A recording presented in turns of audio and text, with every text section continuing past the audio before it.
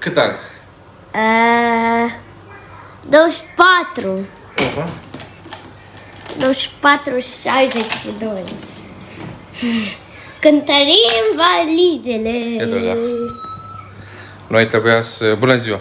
Noi trebuia să zburăm... Trebuia ieri să zburăm la ora 3 noaptea, dar s-a anulat zborul cu bombardau și Nu mai să... bombardau, Daria. Să zburăm azi noapte la 1 și am primit e-mail ieri că s-a anulat zborul și l-am schimbat pe noaptea asta care vine. Zburăm la 1. Doar că o să ajungem acasă cu 3 ore mai târziu, pentru că o să avem 3 ore mai lung escala în Istanbul. Așa că nu avem timp să alegem și punem în... Da? Valiza să mea. punem în valize.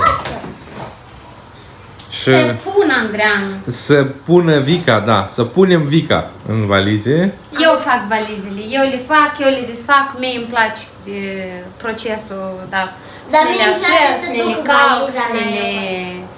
Tot, și eu știu deja unde se află asta, unde se află asta, cu valiza asta. Du-ți și ție... Da, ți-ai minte? Da. Că mă gândeam să-ți spun să pui Du-și ție un ciorapii de acolo, du-și... Eu știu care Andreanu? s-a fet. Asta e a fetelor, că e cu un sticker luminar. A mea e roză, că e diferită de la toate Aici e astea. mea cu a ta, aici e încălțăminte și chestii care le mai luăm acasă. Asta gifturi Aici Cadouri. tot de miele. și Aici tot cadouri. de miele de lăsat pe acasă. Te rogi. Și aici sunt puține cadouri. Și eu m-am înnoit și eu. Am cumpărat Dacă Action e 6. interesant cum arată valizele. Eu i-am spus să aranjez așa frumos.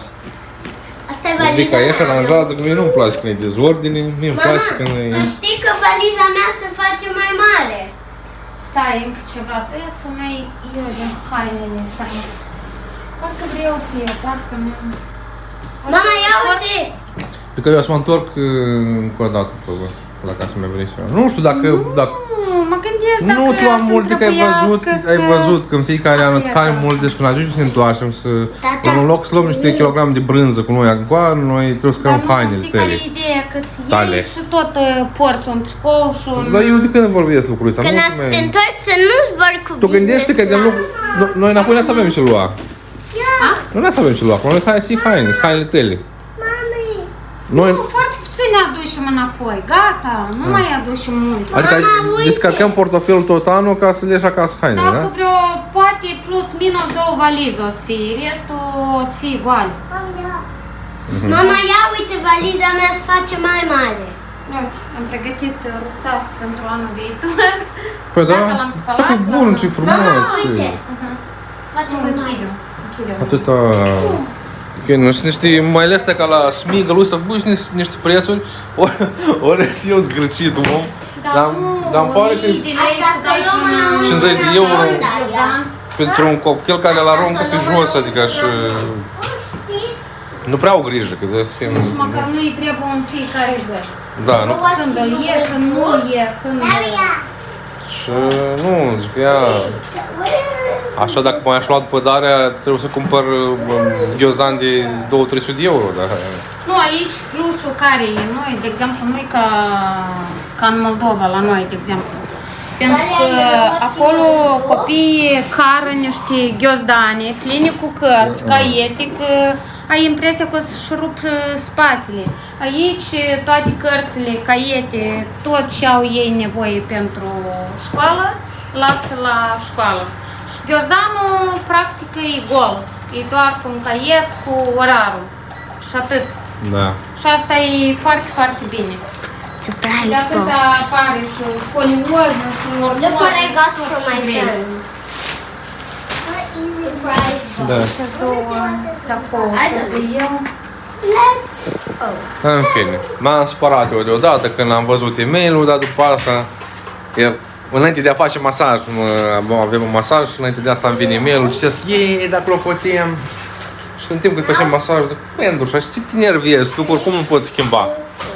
Nu, ai suni, de sunat acolo la omul care îți răspunde acolo la call center, nu-i vina lui, că compania o anulat zborul. Zic, nici nu mai are rost. Nu m-am sunat la dâns și am să confirme că într-adevăr e anulat sau nu, că nu cumva să fie vreun nu știu, mă gândeam și eu, poate vreo greșeală, că se sperie întotdeauna. Și gata, nu e. Dar mă, azi avem timp să mai facem și mai avem de făcut, așa, să plecăm mai relaxați. Gata, a venit și ziua când plecăm acasă, în vacanță. La la, la la, la la, la la, la la. Mama, dau ăsta jos? Ce? Unde taxiul? Să-l iau cu mine sau îl lăs pe bagaj? Fetele, unde plecăm? În Moldova! Noi ora 12 și un pic. La 3 avem zborul. Plecăm, mai bine să fim mai înainte decât... Și mâine ne vedem în Istanbul. Da, să avem un zbor ușor. Așa, așa, așa, așa, așa. Mama, e greu. A? Încearcă-l. Mama ți l-ai umplut? Fii bună și dul. Tu ți l-ai umplut. Da, mami? Unde plece? La bunica Silvia. La bunica Silvia? Dar și la după bunica? Moldova. Și după Moldova plecăm întâi la bunica Silvia și după Moldova, da? Da. Dar Moldova După cine? După la Natasha. Și- După venim aici, după mai plecăm la școală după plecăm la bunica Raia și mai stăm mult. Da? Ca Bine. stăm pentru toată ziua. Dar după în Haidem. Chișinău. Hai să mergem. Hai. După- Fetele. Bine, bine. Hai. După Hai, hai, hai, hai. când ne ducem în Moldova, în Chișinău. Bine. Hai.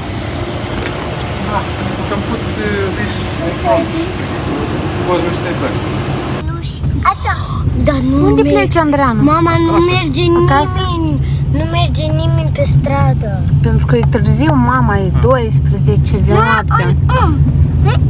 Să opresc aerul sau... Da, sau Andreanu las? dă la în jos să bată. Nu jos, bat în cap. Ah, ok. Nici o mașină pe drum. Acolo O, să altă fie. mașină e pe drum. Ne auzim de la aeroport. Este nu o mașină. Dar nu pe ăstea. Dar cum se cheamă?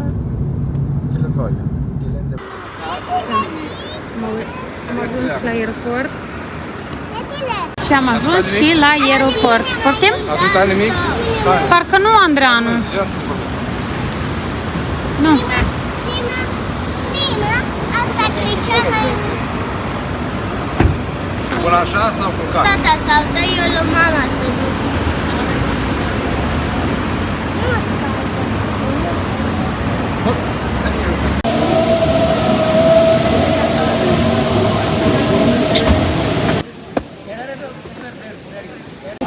Facem înregistrare. Facem înregistrare.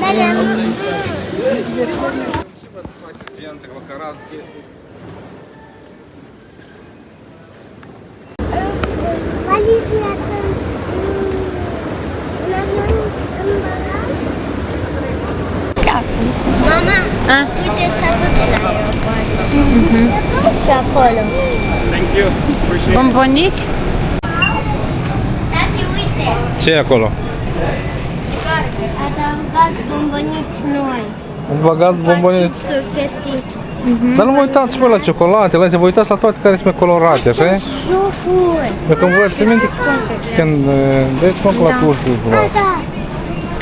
Tata, văzut de asta. Ha? Care am avut. Ia n-ascultă, dar dacă vă luați, voi nu mâncați acum. Nu mâncăm. Trebuie să mâncați mâncare încă. Mâncare după. 21 e de fric. Uite, Asta Nu avem. mă iedeți nimic. aici nu? Eu 20% reducere. ați iau telefon mai sport? Ne-am deschis, tata, nu pune 80 de lei una. 70. Unde am intrat noi? Bineînțeles că am intrat la parfumuri. Și pentru că suntem membri cu Frequent, cum acolo, Frequent Flight Number de la Qatar Airways, am avut reduceri la parfum. Așa că Victoria mea s-a bucurat, dar mai tare m-am bucurat eu.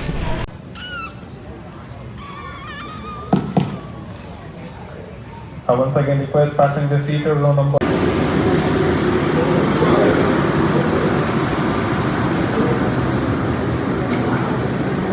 kurallara uyulmaması durumunda Sivil Havacılık Genel Müdürlüğü tarafından yürürlükteki yasal düzenlemeler uyarınca idari para cezası uygulanacağını bildirir. Anlayışınız için teşekkür ederiz. Şimdi lütfen koltuk... Мам, да ну збара. Кушай, мамика, кушай. Да, știu.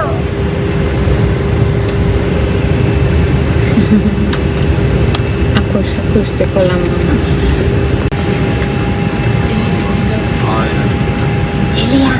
Delia.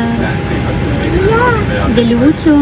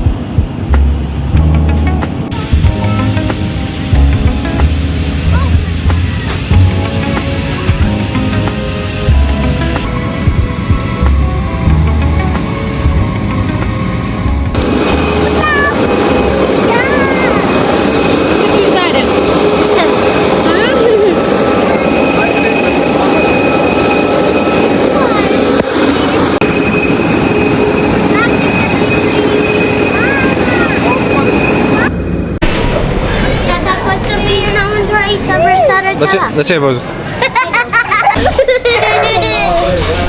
Da, poți să ne iei. Ce? Uite, scuși. Scuși la voi ține 2 secunde.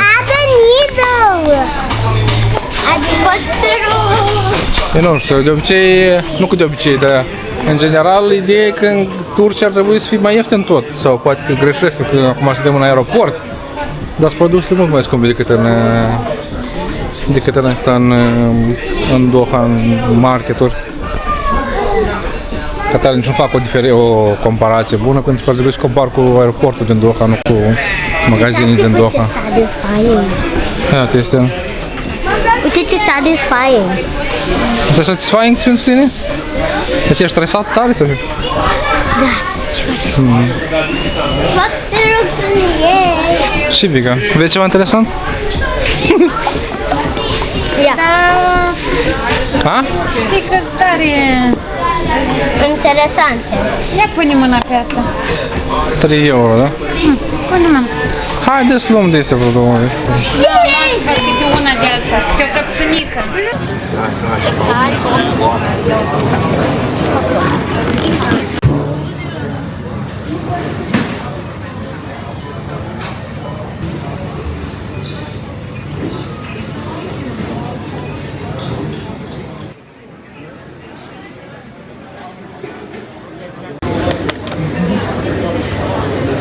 Ce faci, Tale? Dar ce mănânci tu? Iarăși bombonele? De ce? Da. Ce mănânci?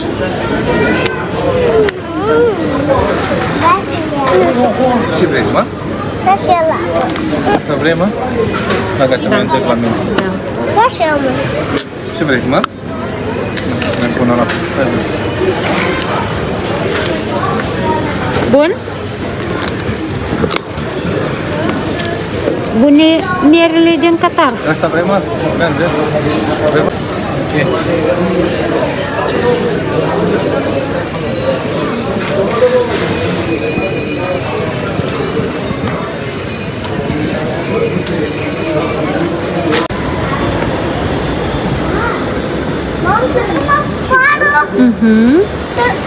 Da, frumos.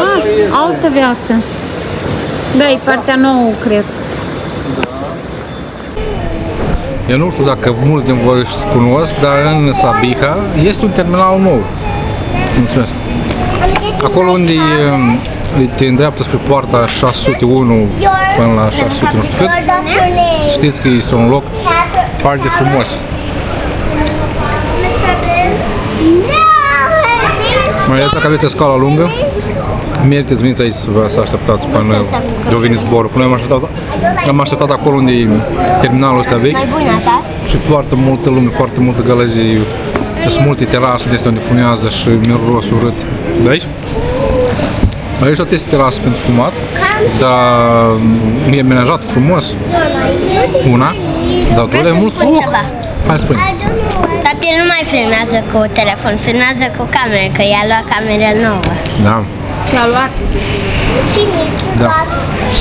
Am luat camera nouă, că îmi pare că o să e mult mai practică camera decât telefonul. Telefonul e bun e bun în încăpere. Dar camera de asta e bun când mai ieși pe afară, când e mult mai comodă. Și uite așa. No, it's not squish. She's eating for real. Mami, eu desenează în cartea asta, tu na.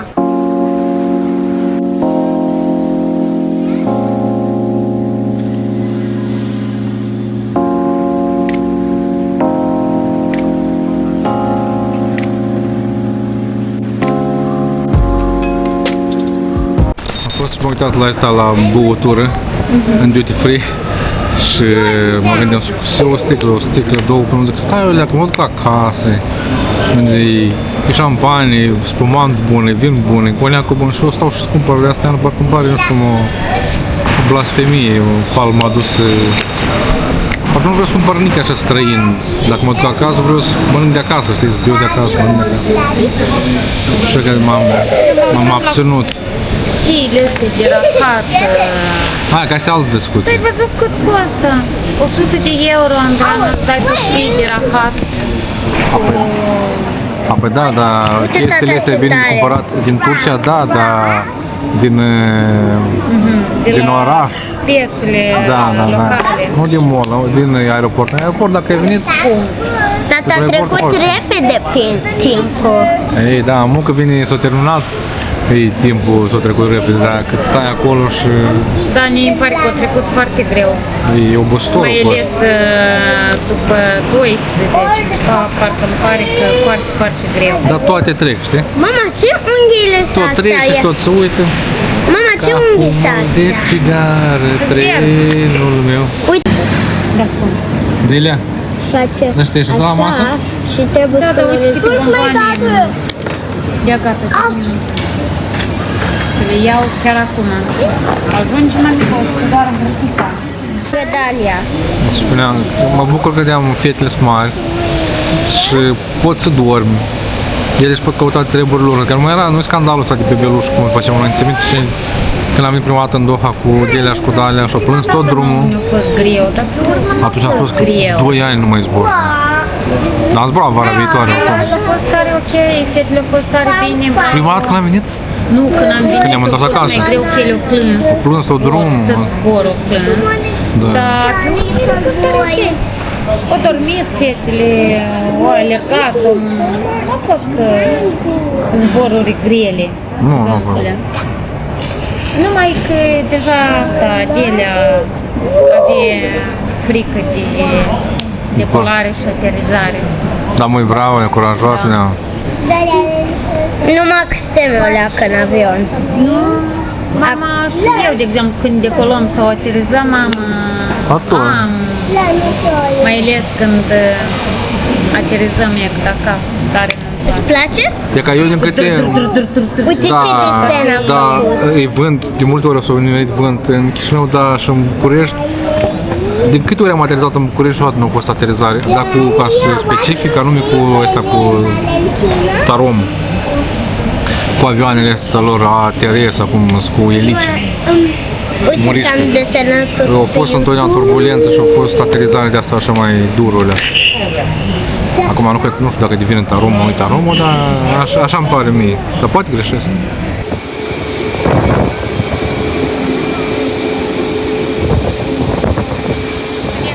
Two at the rear.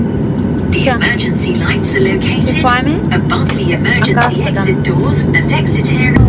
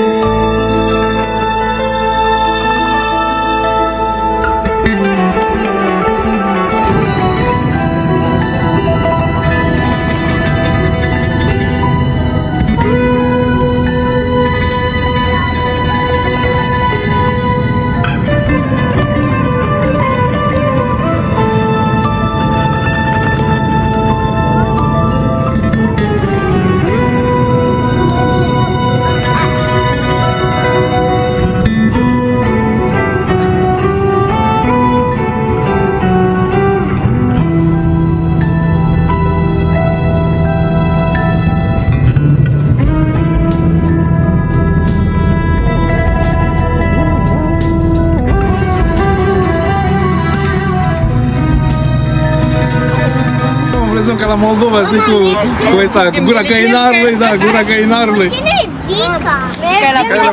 Cine e din Moldova, știi? Nu, acolo eu nu mărg. Am să mergem în partea și ia uite că e periculos. Nu, hai că este mai aproape benzinăria, de știu.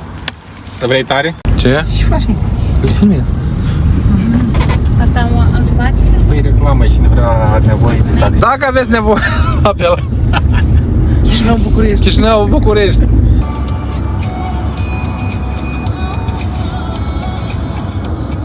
Iaurt, suc, cupule.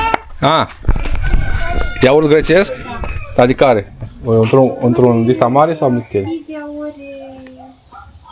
Simplu, cred că nu e simplu. Am înțeles. Hai, fetele.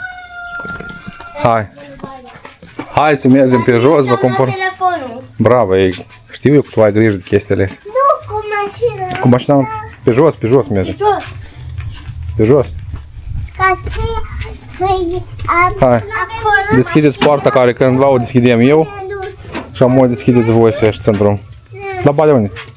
Bade la vicea. I-a ocupat viceu? Hai, ieși.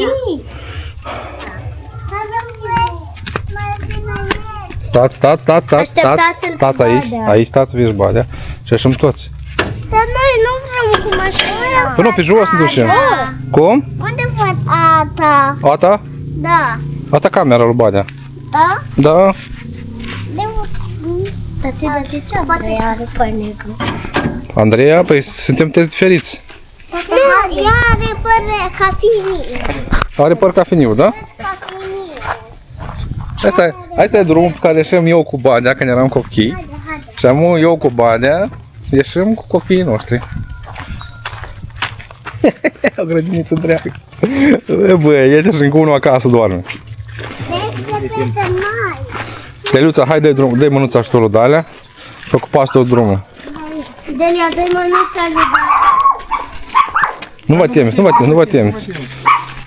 Și acolo, de dacă sunteți învățate numai în mașină să mergeți, nu hamăi câinii. Numai cănili. Numai cămile, da? O cereașă. Vrei, nu vrei în Qatar? La unde? Mi-e place Moldova? în Moldova și în Buniceni, dar nu am pus în Grecia. Aha. Ajungem? Da. Acasă, la Buniceni. Azi? Să și la biserică. Vezi? Dacă ai vecini de treabă, oameni care știu. Hop, am câștigat o de-asta de o pungă de căpșunele. Vezi? În Qatar dacă mergi așa nu se oprește nimeni să-ți dai o pungă de căpșuni. Că o dau o pală de curmani.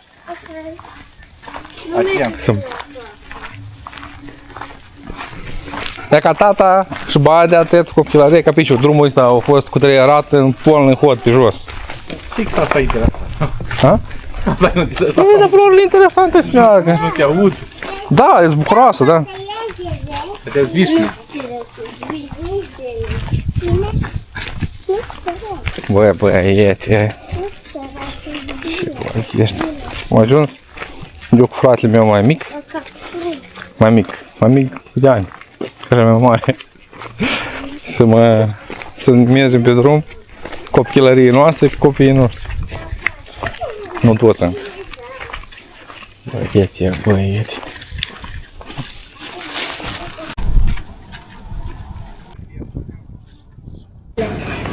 Spaderife normală? Luăm spaderife normală, dar vreau iaurt, dar nu știu care să luăm mari. Noi acolo luăm așa mari. Da, ăsta e 21. Zefiri? Și vrei zefiri?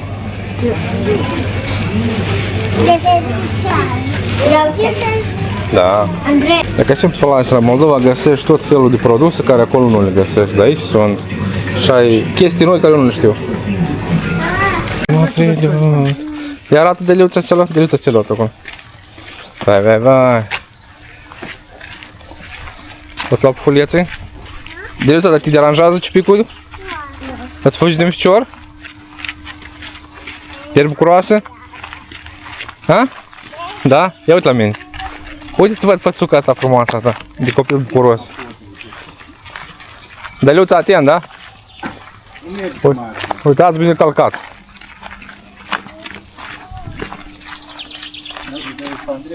Copii bucuroși, mă. Copii bucuroși, părinți stresați. Copii bucuroși, dar părinții stresați. O, cum se mișcă podul ăsta, bă, e mă tins pe pești. Nu întinde mult vorba că aici nu e de stat. E... Nu știu cât e de sigur. Atent, du-te atent. Așa. Păi mama...